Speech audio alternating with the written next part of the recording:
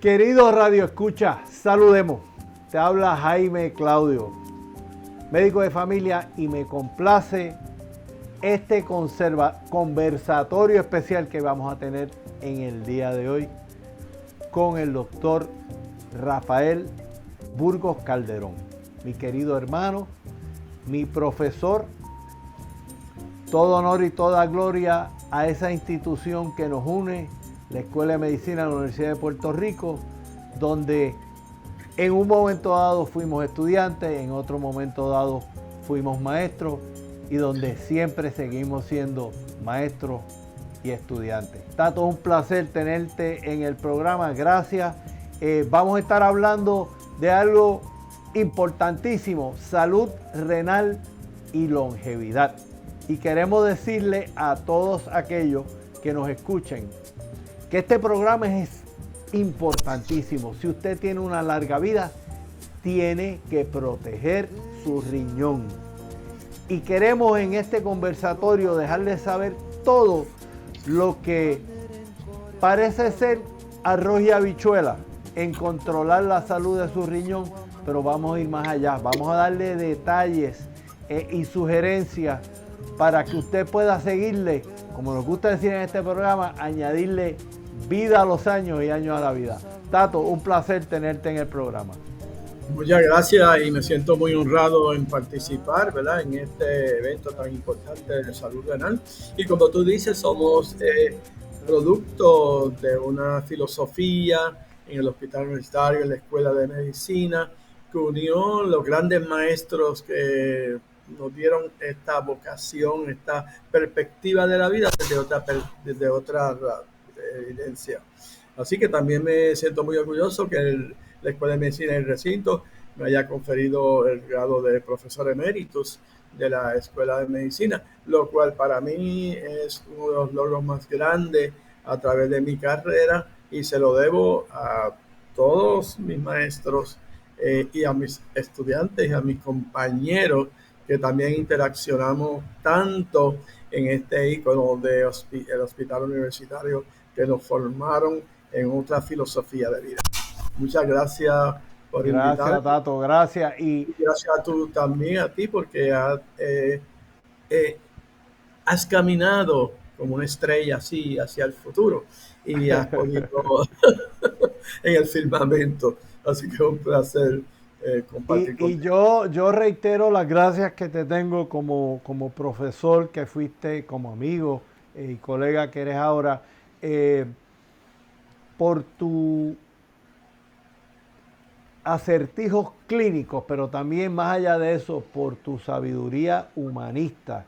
Siempre he sido tocado con mucho asombro y veneración por esos maestros que yo siento que no solamente dominan su tema, sino que dominan el arte de la buena vida, con la vida buena.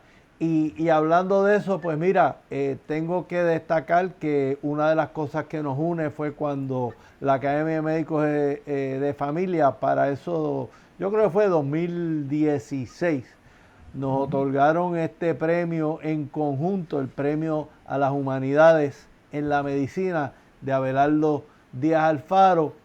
Y obviamente yo sé que lo llevamos bien cerca del corazón, porque pues don Abelardo es uno de esos faros de luz que tenemos en el camino. Y vamos a hablar de salud renal. Vamos a aclararle a todo el mundo cómo usted sabe cómo anda su salud renal, cómo usted puede entonces tomar carta en el asunto, y como va a ser una premisa de este programa, una vez lo pierdes, lo puedes recuperar en cierto grado. Obviamente no puedes dejar que ya el motor esté todo escriquillado, como vamos a estar hablando. Esto es un filtro, es un motor, y queremos protegerlo. Así que, pero una de las cosas que más nos une, y lo dije y lo reitero, es que más allá de ocuparnos de lo que nos toca en la medicina, obviamente a mí me toca un panorama un poco más amplio, pero a pesar de que tú estás más circunscrito a estar velando por esa enfermedad del riñón, pues obviamente ningún riñón vive aisladamente, vive en un cuerpo, en un organismo que vive a su vez en una familia, en una sociedad.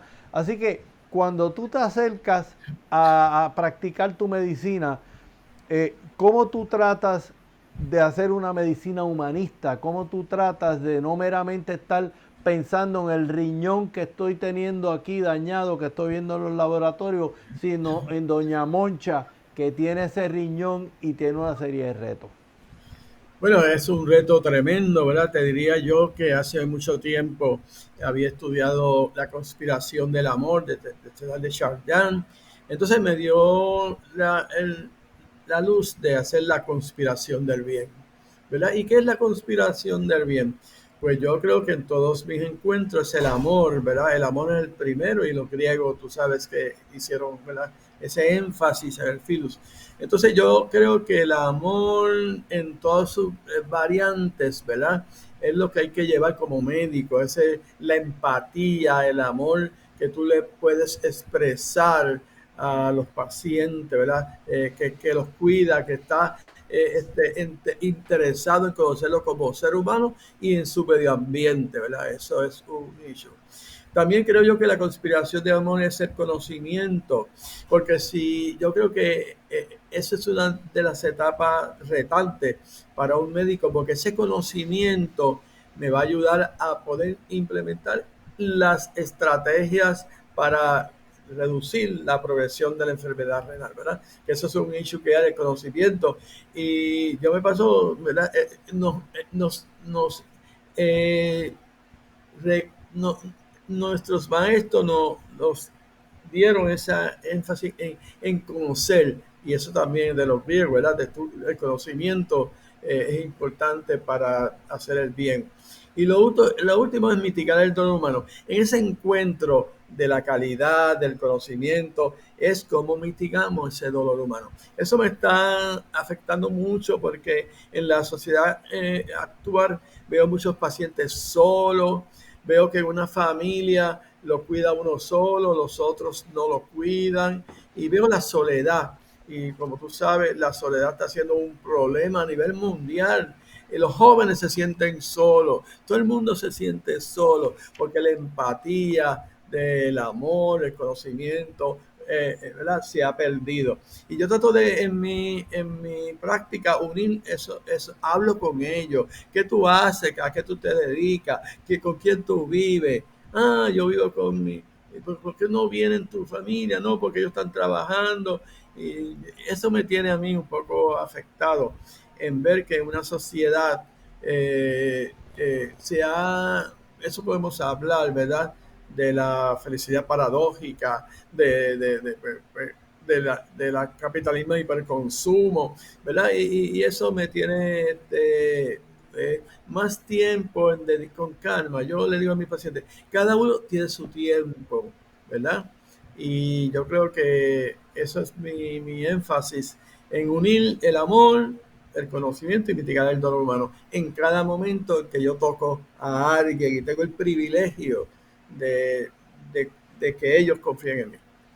Fíjate, yo creo que has tocado dos temas que para mí son bien centrales. Primero, que toda condición es biopsicosocial. Tiene que ver con tu biología, tiene que ver con tu psicología y tiene que ver con tu contexto. Y yo creo que todos los buenos clínicos estamos muy sensibles a que nadie viene con una condición estrictamente biológica, estrictamente psicológica o estrictamente sociológica, ¿no? Y tratamos de practicar eso. Y una de las grandes verdades que me dijo a mí Larry Weed, y siempre me acordaré de Larry Weed, que tú sabes que fue el profesor que nos estructuró el récord médico electrónico en subjetivo, objetivo, evaluación y plan. Larry me dijo algo, acuérdese doctor, y él me dijo eso, Tato, mientras terminaba una conferencia y caminaba para atrás para coger el carro, el taxi a través de todo el hotel. Yo decía, bueno, pero este señor está loco, está caminando para atrás. Y de momento yo le pregunto, pero doctor, ¿por qué usted está caminando para atrás? Me dice, porque si no camino para atrás no voy a tener una distinta perspectiva en la vida. Y me dijo, que esta es la frase: toda relación médico-paciente de excelencia tiene un profundo efecto placebo. Nunca subestimes el placebo poderoso que tienes en tus manos con una relación médico-paciente humanizada. Y yo creo que tú vives con ese credo, y yo lo vivo, de que cada vez que yo estoy al frente de un paciente y le doy alma, vida y corazón, estoy sanando, estoy aportando en esa relación. Que y como digo a la gente, el placebo no es algo falso, el placebo es el factor de fe.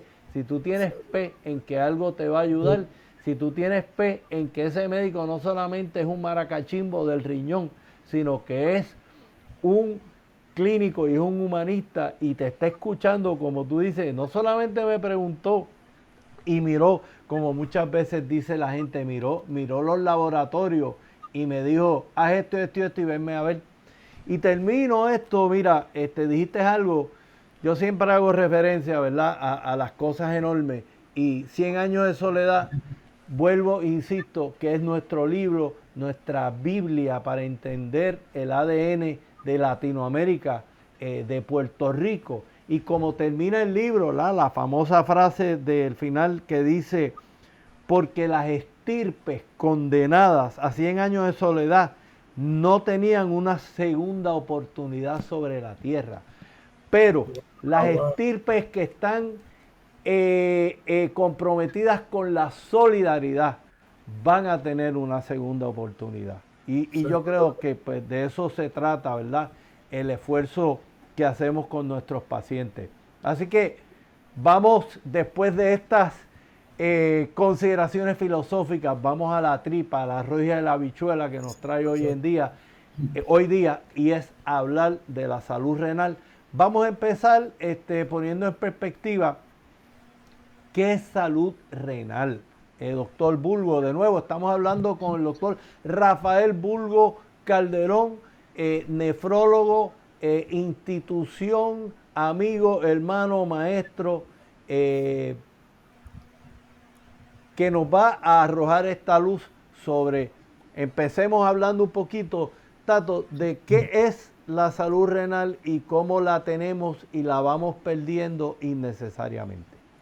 Pues muchas gracias. Yo creo que en el 1995, cuando yo era presidente del Consejo Renal de Puerto Rico, junto a María Rodríguez, con una maestría en educación, y a la doctora Febres, empezamos a dialogar sobre el modelo biomédico y de la enfermedad. Y entonces, en ese tiempo, después de varias discusión, discutimos entonces salud renal. De momento, se abrió, ¿verdad?, una múltiples prácticas para cómo conseguir salud renal. En ese tiempo nosotros dijimos, bueno, vamos a cambiar el énfasis en nuestra intervención en enfermedad renal y establecer estrategias adecuadas que marcan desde un concepto positivo de la salud. Y te quiero decir que salud renal ha transformado toda la nefrología a nivel mundial. Porque fíjate lo que dice, acuñamos ese término en Puerto Rico, y salud renal, a veces Kidney Health, Renal Health, han enfatizado un concepto positivo de la salud en vez de la enfermedad. Así que nosotros nos sentimos muy orgullosos en Puerto Rico de haber creado, acuñado ese término que ha transformado la visión desde una enfermedad a las estrategias para conseguir más prevención y más positividad. Claro que sí, fíjate, dentro de salud renal a mí me está interesante pensar que estamos otorgándole la posibilidad de renovación, de recuperación, de retrasar el envejecimiento y la pérdida de esas funciones, no meramente tratar la enfermedad renal, que es lo que típicamente uno aborda, ¿no? Este riñón hemos detectado que está enfermo, vamos a empezar a tratar la enfermedad. Estamos hablando de no meramente tratar la enfermedad del riñón, sino fomentar la salud del riñón, ¿no? Definitivamente, y creo yo que más tarde, ¿verdad?, en mi trayecto sobre esto, yo empecé en el 2013 a crear un concepto de salud renal comunitaria. Y en aquel tiempo decía, no, es que la educación, ¿verdad? Varios aspectos de las antecedentes, de los determinantes sociales de la salud. Y con el tiempo empezamos a ver que no es solamente el concepto positivo de tu salud renal, es las determinantes sociales. ¿Cómo afecta esas determinantes sociales? Porque tú puedes tratar, pero tu medio ambiente, según tú dijiste en 100 años de Ujú. soledad, no te dirigen, no te ayudan a zafarte de tus condiciones cuando tú vayas del médico, a tú te incorpores a la sociedad. Y ese es un concepto que publicamos en el 2021 y que acuñamos en Puerto Rico de salud renal poblacional o Population Kidney Health, un nuevo paradigma para esto. No podemos ver el contexto de salud renal solo. Cuando tú llegas aquí, tenemos que entender dónde tú vienes, dónde tú vas y cuál es tu, porque muchas de los problemas que yo veo es que sí, ellos tratan, pero cuando van a la casa están en la soledad, no están en el cariño que 100 años de soledad, ¿verdad?, te permite. Así que yo creo Ujú. que eso es un debate que yo tengo, ¿verdad?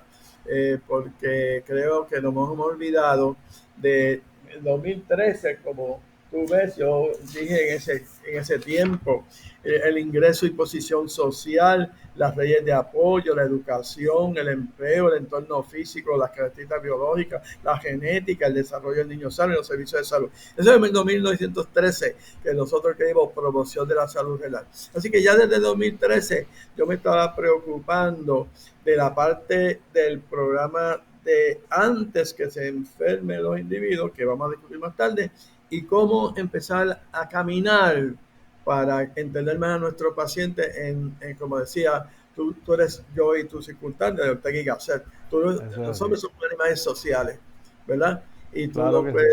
tú no te puedes zafar de que tú eres tú y tu circunstancia. Y fíjate, eso me trae al punto, ¿verdad? Y a la macacoa de que, oye, si tú eres una persona adinerada, vives en una comunidad salutogénica, que tiene acceso, qué sé yo, que a clases de yoga, a gimnasio, portarte bien es mucho más fácil que si tú estás, como tú dijiste, Desventaja. aislado, estás en desventaja, estás comiendo comida chatarra y yo me siento como médico arrogante y te digo, mire, usted no se está portando bien. Oiga, yo no me puedo portar tan fácil bien como se puede portar a lo mejor usted, doctor, que tiene más recursos, más educación. Así que, ¿cómo cerramos esa brecha, verdad? Para que la persona desventajada tenga acceso a las herramientas de cambio, ¿verdad? Eh, y eso yo creo que es parte, ¿verdad?, de la discusión. Pero a mí me gustaría traer ya al meollo de esta conversación la cuestión de, bueno, ¿cómo medimos la salud y la enfermedad renal? ¿Verdad? Vamos a hablar del famoso, la famosa gráfica y la clasificación de enfermedad renal. Ya. Bueno, amigos, aquí tenemos la gráfica, los 10 mandamientos de la salud renal. No, con esto es que nos llevamos cuando usted va al médico. Doctor Rafael Burgos Calderón, conocido como Tato. Tato, explícanos esta tabla y esta progresión de la enfermedad renal. ¿Por qué velocidad de funcionamiento del riñón, que yo lo digo millas por hora, depende de cuántas millas por hora esos riñoncitos estén trabajando, y la proteína? Explícanos cómo esa clasificación rige nuestra evaluación y tratamiento. Bueno, antes de decirte, yo me siento muy orgulloso porque en el 2004 yo presenté allá en Ámsterdam la clasificación de Puerto Rico. La clasificación de Puerto Rico en ese tiempo era lo mismo que ahora, era más modificada, 3A y la 3B no existía, y allá en el Cadigo me invitaron a participar en eso. O sea que Puerto Rico en el 2004 hizo la clasificación de Puerto Rico, más simple que esta, pero estamos en récord, que estamos en avanzada desde ese tiempo. Bueno, volviendo a esta clasificación, nosotros tenemos como si fueran dos motores. Yo le digo a los pacientes que tiene dos motores y ese motor pues tiene cierta velocidad, como tú dices, ¿verdad? Entonces, esa se basa en dos cosas. Se basa en la clasificación de 1 al 5 y también en el grado de proteinuria. Por albuminuria. Albuminuria es un valor predictivo tremendo. Un valor predictivo, por eso es que está incluido, ¿verdad?, en esta clasificación.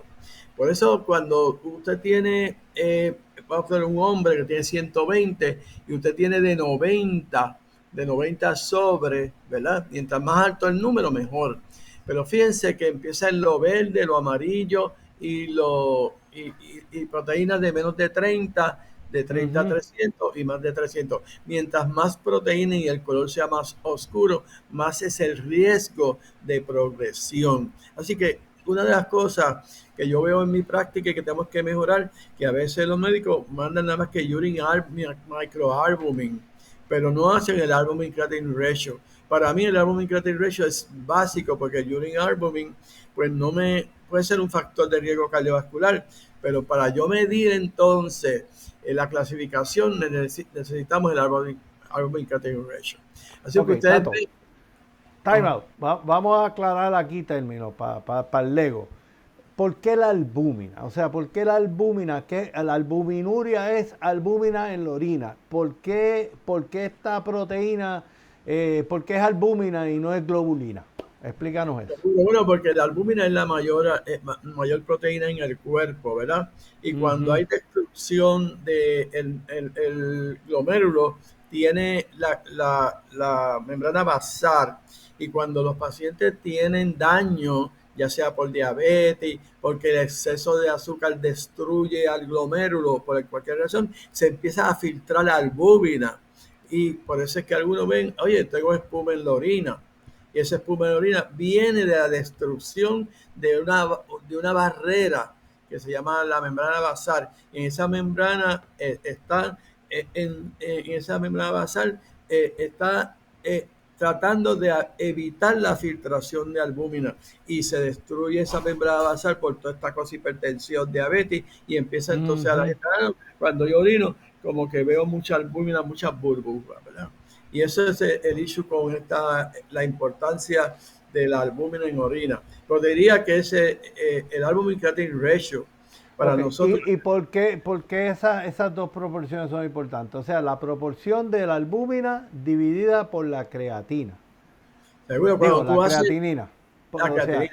Cuando tú haces urina albumin nada más, puede estar diluida, puede estar concentrada, pero la creatinina entonces trata de corregir el efecto de una albúmina sola, y si está más concentrado, pues la creatinina te corrige por la albúmina solo. O sea que nosotros entonces medimos evitando los efectos de deshidratación o de contracción. El albumin creatinine ratio sería la forma más adecuada de ver cuánta proteína o albúmina tú tienes en la orina. Ok. Volvamos a esta gráfica aquí, ¿verdad? Donde estamos evangelizando que la salud del riñón depende de la velocidad máxima con que ese riñón funciona, ¿verdad? Si está a más de 90 millas por hora, esos motores están funcionando de show. Si ya... Dependiendo del grado de albúmina en orina. Claro, porque tú puedes tener 1 y tener 1000, pues tú puedes tener, ese es un issue que hay cuando nos hicimos la clasificación en el 2008. Nosotros decimos, ok, estadio 1 y 2 se puede quedar con el médico primario. Oye, hello, pero si tiene albuminuria y hematuria severa, ya ese paciente está más a riesgo, ¿verdad? Claro, es como el motor puede correr a 90 millas por hora, pero está liqueando está liqueando aceite. ¿Ah? Y entonces Exacto, no, exacto. o sea, No, tarde o temprano te vas a jorobar. Así que sí, si vemos esa clasificación, y la voy a poner hasta más ensanchada para aquellos que nos están viendo, este, o sea, yo tengo ese motorcito va a 90 millas por hora o más, nítido, pero tengo 300 miligramos por pues, gramo de proteína. Ya entonces eso es ojo al pillo, ¿verdad, Tato? exacto. Entonces sería que tú tienes G1 a 3. Mientras más alta la albúmina en orina, peor. Es un marcador, ¿verdad? De más daño a la membrana basal. O sea, en otras palabras, vamos a suponer que yo estoy funcionando entre 45 a 60 millas por hora en la velocidad de filtrado del riñón o el motor de los riñones. Pero entonces me pongo gravemente en una categoría de riesgo si yo tengo más de 300. Y no, amigo, acuérdense que la proteína que uno está expresando, vamos a recapitular eso, la clasificamos en usted está soltando un chispito, está a menos de 30, está soltando una cantidad moderada, está entre 30 y 300, o está botando una cantidad enorme de proteína que es más de 300, o sea, usted está botando mucho aceite. Así que aunque Entonces, usted está en una categoría 3A, ya usted dejó de estar de riesgo moderado a un riesgo alto. ¿Eso es correcto? definitivamente, mientras más albúmina en la orina, es un predictor de problemas, un problema solamente cardiovascular, sino de problemas renales, problemas cardiovasculares también. Y tú estás correcto, mientras, fíjense que en la clasificación tres Ajá, a tú estás ajá, ya en amarillo, ya está ajá. preocupando, está ya en elevado y cuando llega a 300, o sea que la cantidad de albúmina en orina es un marcador tanto renal como cardiovascular, ¿verdad? Ok. Fíjate que ya cuando tú entras en las etapas ya 3A y 3B, empieza el riesgo a aumentarse. Tú puedes tener 3B, pero si tú tienes ya de 30 a 300 o 300, ya los rojos en cualquier etapa es de gran preocupación.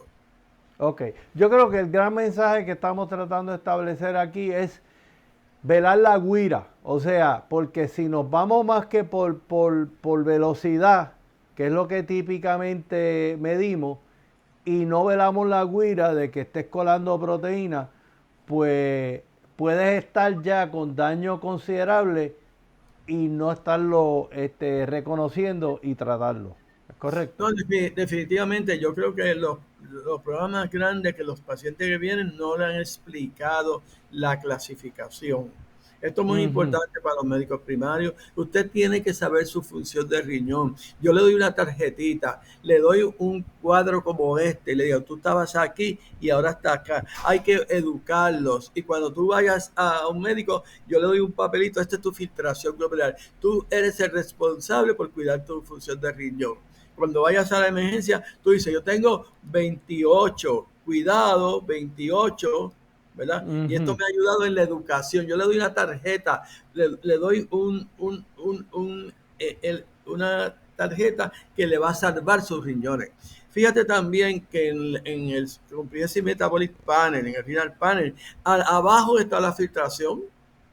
Nadie Ujú. me han dicho, oye, pero si está la filtración. Obviamente hay que educarse. Algunos médicos me han dicho, oye, yo no sabía que la filtración glomerular está calculada. Eso me ha dado nosotros en Puebla Botalte en Santo Domingo, porque incluyera en el Comprehensive Metabolic, en el Renal Panel, en el Basic Metabolic Panel, que te dieran la función de riñón en ese documento de laboratorio. Ahí está tu función de riñón.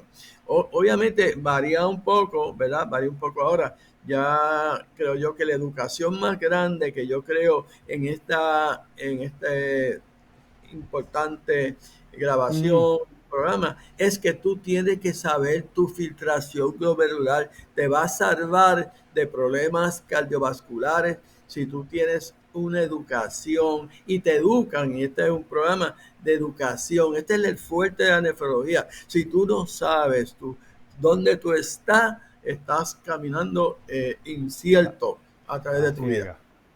Ok.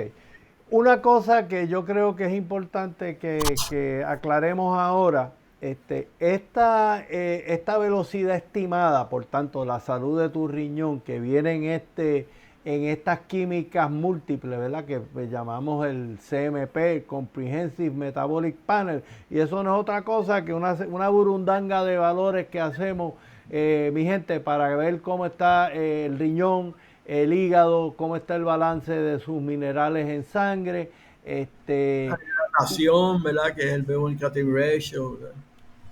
así que, pero eso hay salvedades, hay timeout, hay oportunidades para afinar eso y quiero que nos explique porque obviamente ya esto es territorio más de los nefrólogos, pero yo creo que es importante que la gente entienda que hay otra prueba que usamos que se llama la cistatina. Repito eso porque es un nombre que usted no ha Cistatina escuchado. C, cistatina C. Cistatina C, ¿verdad? ¿Y por qué y cuándo, Tato, tú o el médico primario o el paciente, o los tres, deberían considerar o consideran el uso de la cistatina en vez Bueno, del estimado? la Caterina, sí.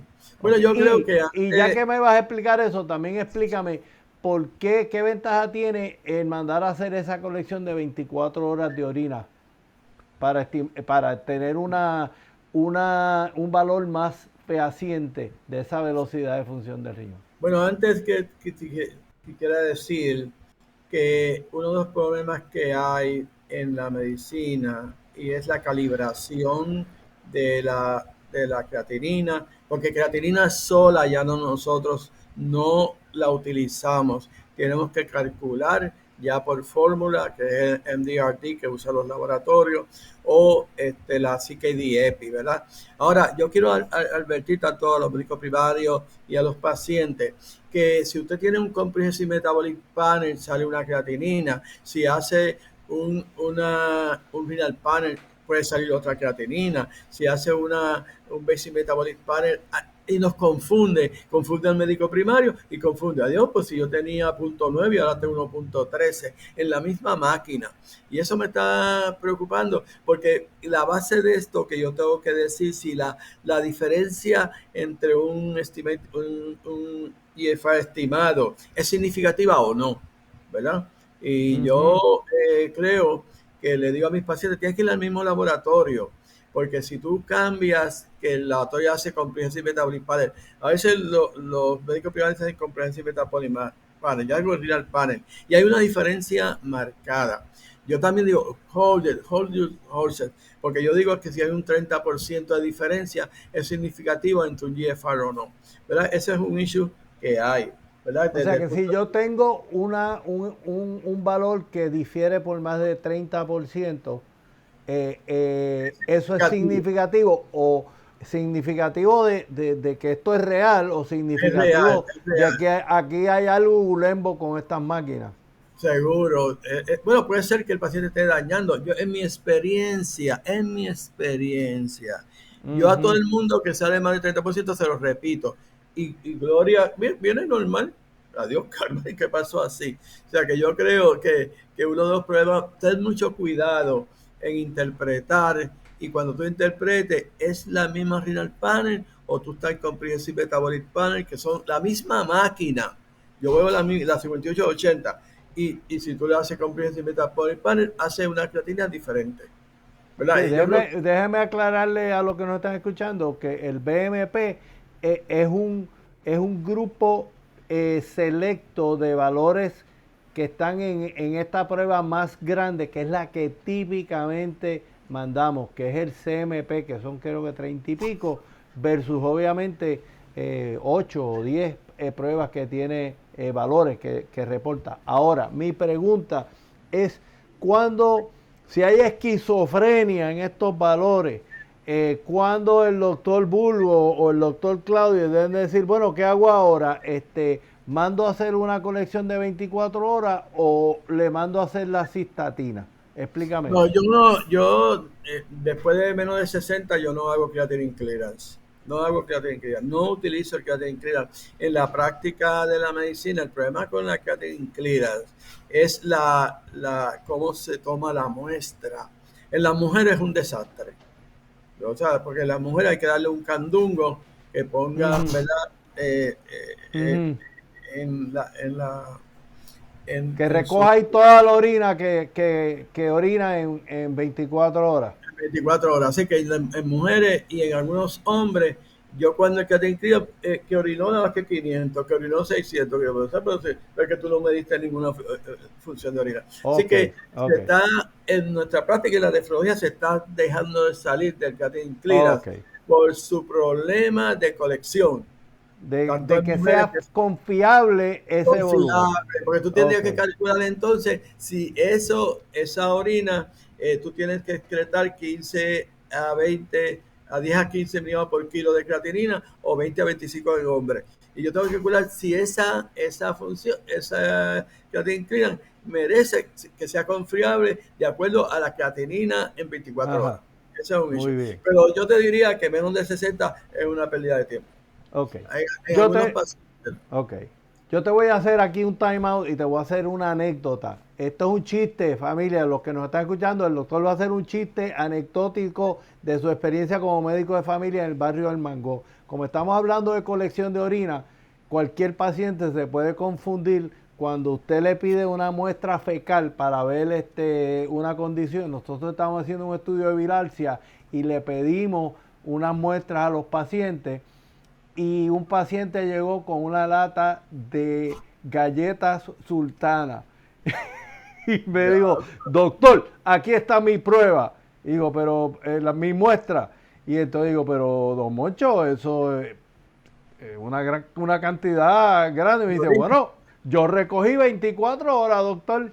Así que eso no se deja saber cómo. ¿Lo que tenía de orina o de qué? No, de material fecal. El don Moncho había recogido 24 horas de material fecal. Así que para que ustedes vean como a veces hay mala comunicación, ¿verdad? Entre el médico y el paciente. Así que.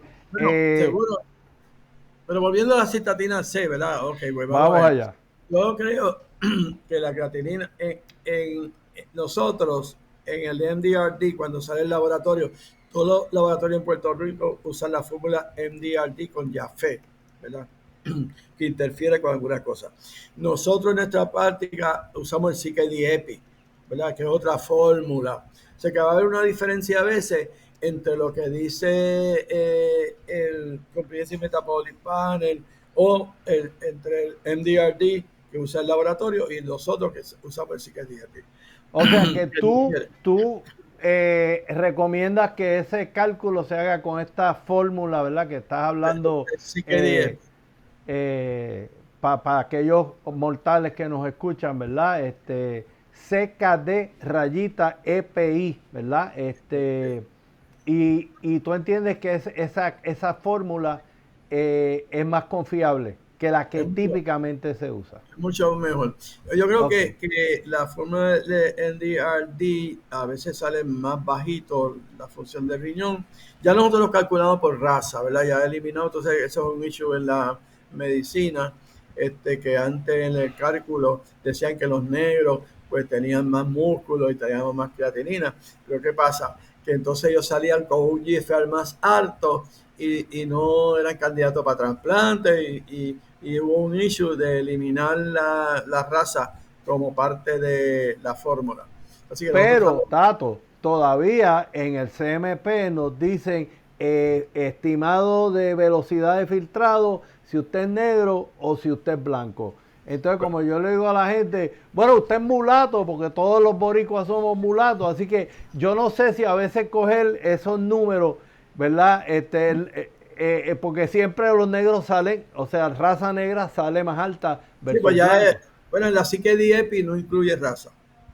Ok, pero entonces si yo recibo ese laboratorio, yo puedo jalar mi formulita y calcular eso con los números que me está. Acuérdense, gente que nos está escuchando, que estos números los sacamos en base de coger la creatina, y el BUN, ¿no? No, la creatinina solo.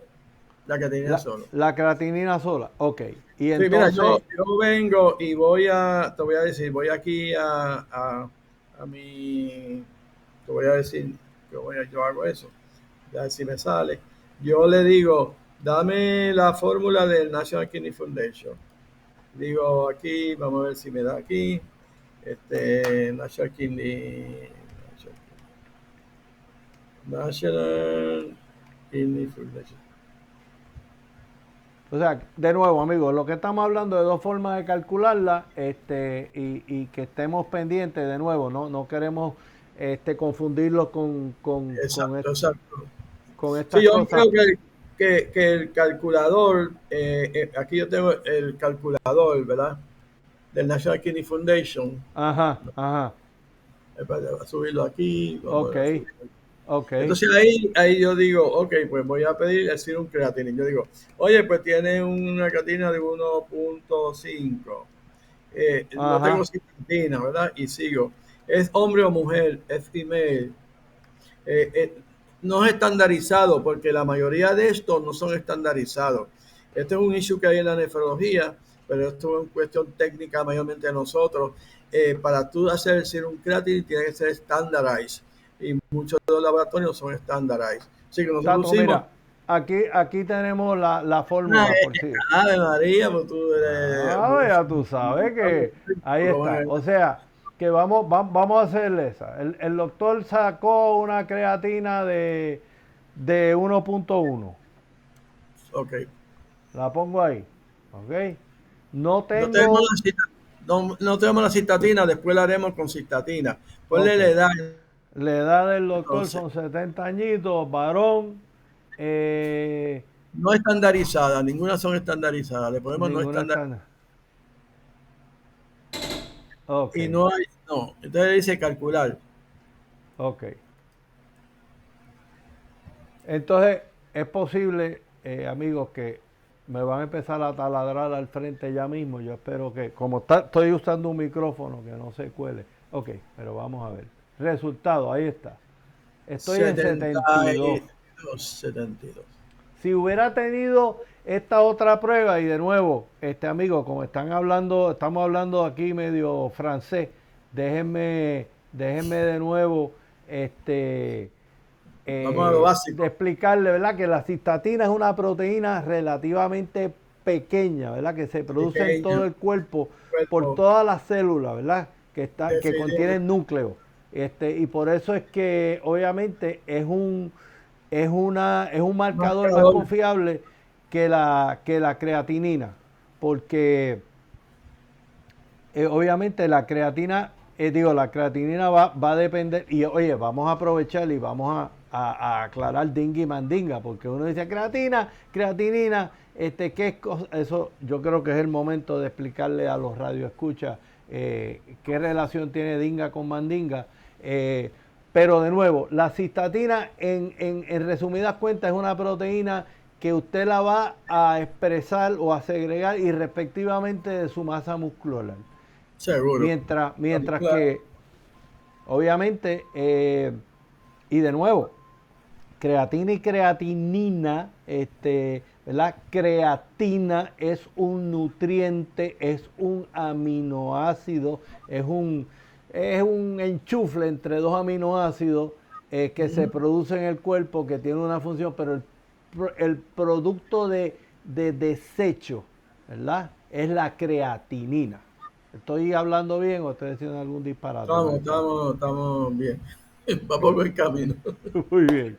Pues Y, ahí estamos. Así que, cuando usamos la cistatina, ¿verdad? Vamos a hacer después un caso. La ajá. cistatina también es mejor cardiovascularmente, un predictor cardiovascular. Pero nosotros usamos la cistatina, vamos a escoger un paciente. Tú tienes la fórmula ahí Sí, para. vamos para allá de nuevo. Vamos No, para allá de nuevo. en Va- pacientes obesos. Vamos a ver. ok, Y vamos entonces a ese coger paciente, un caso hipotético aquí. Ah, bueno, aquí no tira peso, Tato. está bien, pero vamos a ver, vamos a suponer que tenía una creatinina de 0.4. Ok, 0.4. Ok, y tenía una cistatina de 1.50 1.5. Ok, ahí y que está. tiene 70 años y bla, Ok, y si seguimos era lo mismo. Y mujer, calculamos ahí. era mujer, ponle mujer. Ah, era mujer. Ok, vamos a cambiarla. Ok, calcúlamelo. Ahí vamos a ver. Ahí está. Fíjate que aquí salió que tenía por el psiquediepi 106, pero cuando Ajá. dimos la cistatina se hacía 69, ¿viste? O Ah, sea que entonces nosotros nos confundimos porque en diabéticos decimos, the higher GFR no es mejor. Ah, yo tengo 120, yo tengo 160, porque yo tengo una creatina de 0.45. Yo, oye, lo que pasa es que tú tienes sarcopenia. Tú tienes sarcopenia y por eso tú no tienes masa muscular y por eso es que tú tienes este punto 4. Pero ok. vamos a ver el Amigo, GFR que... sarcopenia es enfermedad, o sea, pérdida de masa muscular. Y la sarcopenia muchas veces es una enfermedad, como yo llamo, del desuso.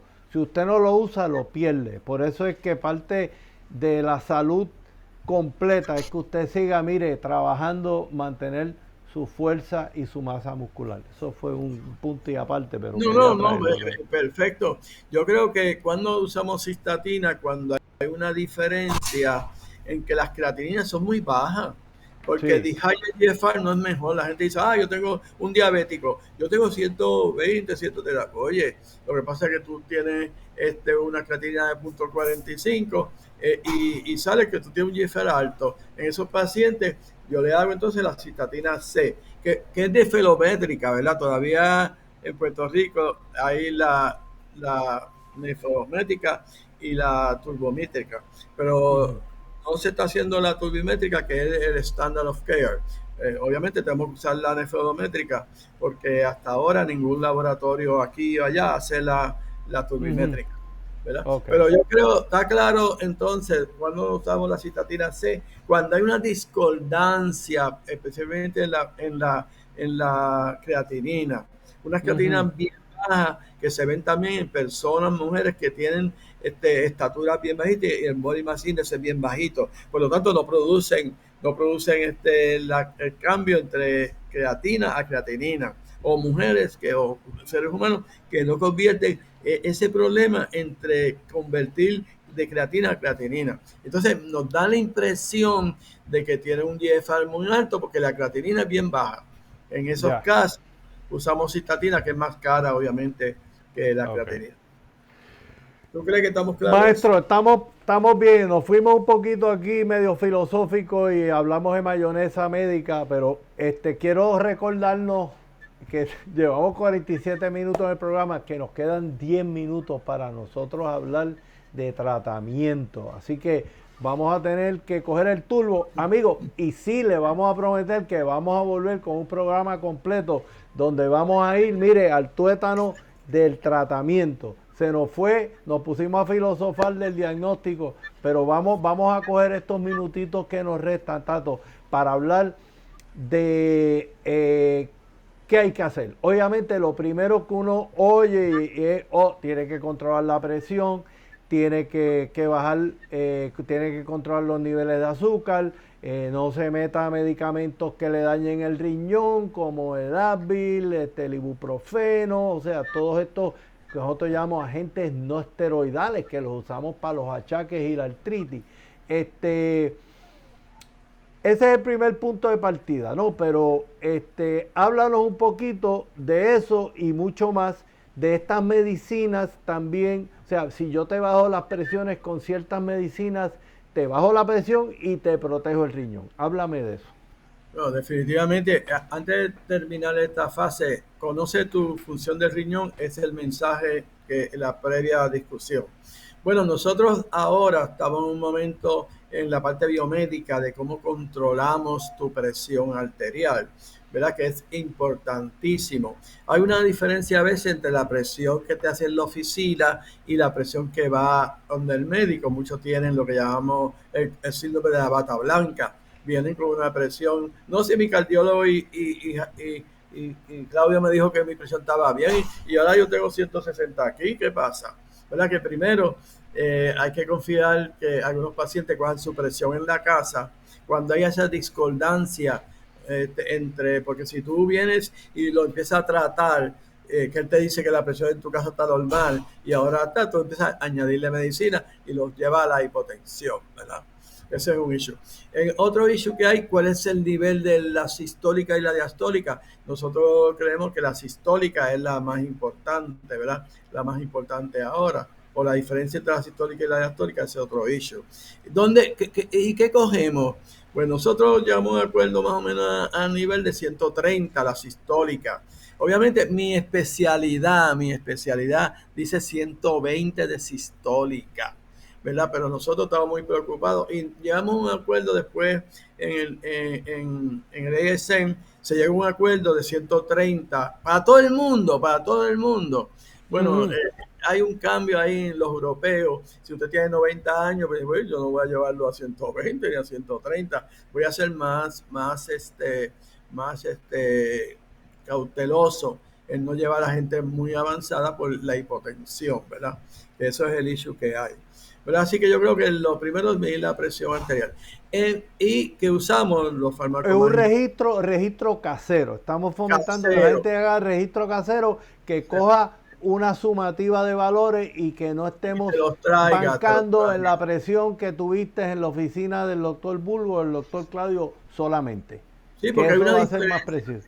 Eso es más preciso, yo creo que eso es más preciso. Sí, porque acuérdense, familia, que hay lo que se llama la hipertensión de bata blanca. Usted ve la cara fea del doctor y se asusta, ¿verdad? El ambiente que está en la oficina.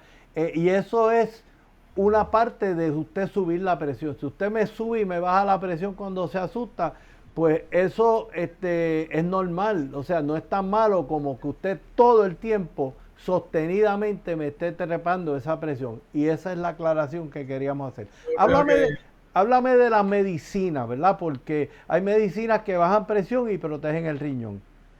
Bueno, yo creo que dos medicinas, ¿verdad? Que son los inhibidores de que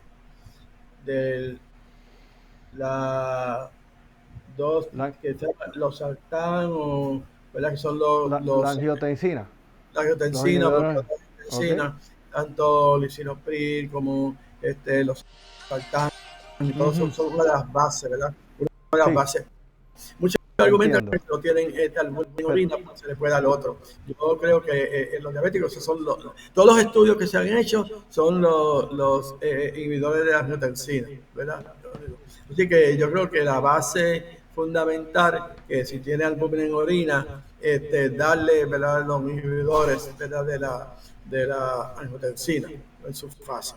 Esa es la base. Y también de llevarlo a su óptimo, ¿verdad? Al óptimo, ¿verdad? Eso yo creo que es una de las cosas que utilizamos. En algunos pacientes aldactona es muy buena, ¿verdad? La aldactona, si tiene la función del riñón adecuada. Y los diuréticos también son una base, los tres ancilares, ¿verdad? Ahora encontramos que muchos pacientes también le dan los betabloqueadores. Entonces, como los médicos primarios, cardiólogos, entonces usan betabloqueadores, ¿verdad? Pues entonces hay que ver cómo nosotros llegamos a un acuerdo entre el cardiólogo, el médico primario, el nefrólogo, ¿verdad? Déjame hacer un time out aquí. Siempre me gusta explicar las cosas porque nosotros los médicos a veces hablamos en jeringonza. Cuando hablamos de los inhibidores de angiotensina es una hormona, familia, que liberamos del riñón y va a la arteria, y cuando encuentra su enchufe trinca la arteria, ¿verdad? Esa es la angiotensina. Entonces tenemos dos formas de controlar el efecto de la angiotensina. O controlamos la síntesis de angiotensina, o sea, que se produzca menos, o una vez que se produzca, pues cambiamos el enchufe para que cuando llegue esa llave a la cerradura no pegue con tanta afinidad o no logre entrar a la cerradura, ¿verdad? Esos son los bloqueadores de angiotensina, y voy a mencionarles el más común, que es los sartán, y todas las medicinas que terminan en pril, lisinopril, acupril, pues son medicinas que inhiben la síntesis de angiotensina. Así que quería aclarar eso. Y cuando hablamos de beta bloqueadores, estamos hablando de medicinas que bloquean el efecto de la adrenalina, o sea, o un facsímil razonable que llega y también tiene un efecto de trincar las arterias. Así que son familias de medicina, y lo que estamos diciéndole es que lo más importante es que usted esté en dinga o mandinga, o esté en un inhibidor de angiotensina o esté en un bloqueador del receptor de angiotensina. Y Tato, antes de irnos de este tema, las nuevas medicinas para la diabetes están sacando la pelota fuera del parque, y tenemos el problema que a veces son buenas, pero son caras y los planes no las pueden cubrir. ¿Cómo tú te sientes con esta nueva camada de medicinas para la diabetes, que estamos hablando de las que aumentan la excreción en la orina del azúcar, ¿verdad? Como lo es el Farxiga? ¿Qué nos puede decir? Bueno, yo creo que después de 20 años, desde que se aceptó captopril, ¿verdad? Y después de los 6 y los ARA. Esto es la revolución que hay en la nefrología, no solamente por su efecto protector, sino el efecto cardiovascular. Actualmente, nosotros, gracias a Dios, que los planes se están dando cuenta que un paciente en diálisis vale 90,000 pesos, 80,000 pesos, con una mortalidad alta, una mortalidad bien alta. Así que esas medicinas nosotros las estamos recetando.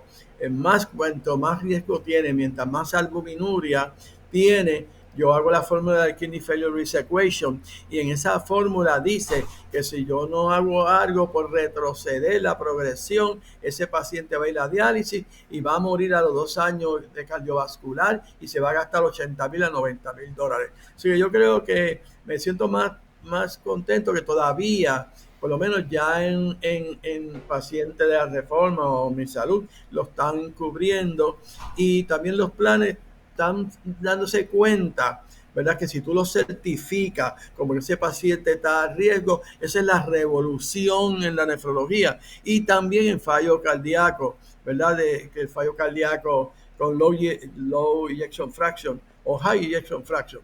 Esto es una explosión. Yo me siento muy contento que ha llegado esa. Definitivamente, estoy de acuerdo contigo. Eso ha revolucionado. El único es el precio. Pensamos que en 2 a 4 años van a ser esas medicinas más accesibles en términos de costo. Más accesibles porque ya pierden su claro, sí, su patente y su encarecimiento. Amigos, hemos estado hablando con el doctor Rafael Burgos Calderón. Se nos ha ido el tiempo, ya llevamos 58 minutos de dialéctica, pero les prometemos que vamos a hacer otro programa donde vamos a cubrir todas las cosas que usted tiene que saber sobre tratamiento, que son verdaderamente interesantes y no meramente medicina. Así que gracias por haber estado con nosotros, Tato, y siempre nos vamos con una buena canción. Así que mira, esta canción, ¿tú te acuerdas de esa canción de Frank Sinatra que se llama Something Stupid Like I Love You? Pues yo la voy a poner, y con esto nos vamos, pero es cantada en italiano, pero esto tiene subtítulos en español y en italiano, para que usted ejerce su cerebro y se ponga a cantar con nosotros. Nosotros no vamos a cantar ahora, pero les vamos a poner esto y les vamos a exhortar que vaya a YouTube y lo busque. Amigos, saludemos, bendiciones. Tato, gracias por estar con nosotros. A toda la audiencia por la transformación. Usted tiene control sobre su salud. Usted es el responsable de controlarla. Y gracias a ti, Jaime, por esta magnífica.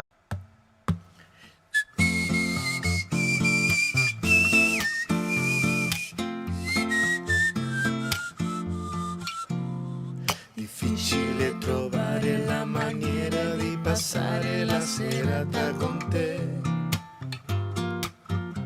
Suppone per esempio ce ne andassimo a ballare, lo sai bene come. No tenemos tiempo para más. Bendiciones, saludemos, nos vemos un abrazo. Y volvemos. Gracias, Tato. La conspiración del bien. Eso es así. La conspiración del bien. Bien, bye. Saludos. Cuídate. Ya paramos la grabación, así que